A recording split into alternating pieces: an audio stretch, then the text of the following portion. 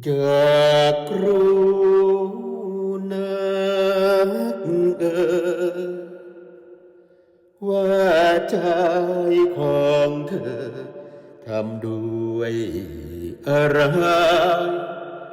จึงอ่อนเหมือนที่พึ่งโล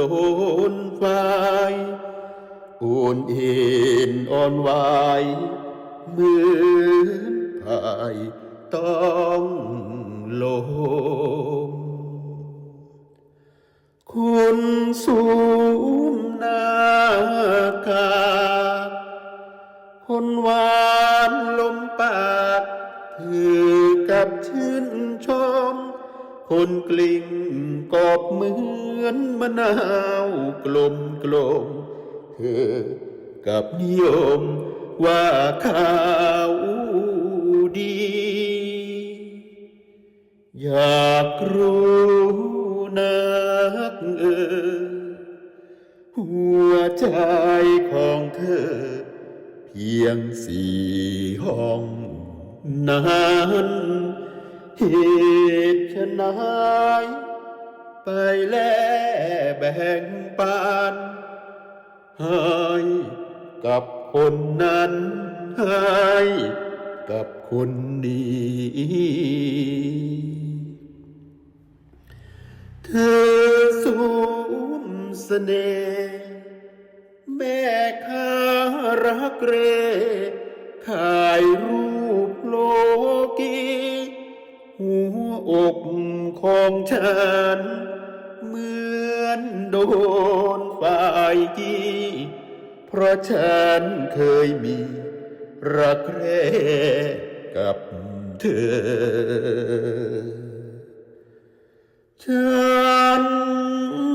เป็นคนพูดหวานภาษาคำพูดจากปาก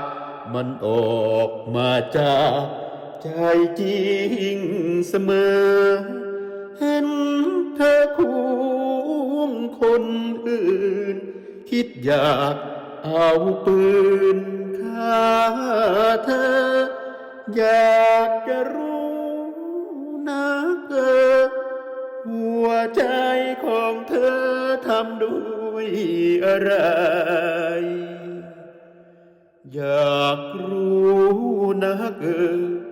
หัวใจของเธอที่มอบให้ฉันจากกันเพียงชั่ว2-3 วัน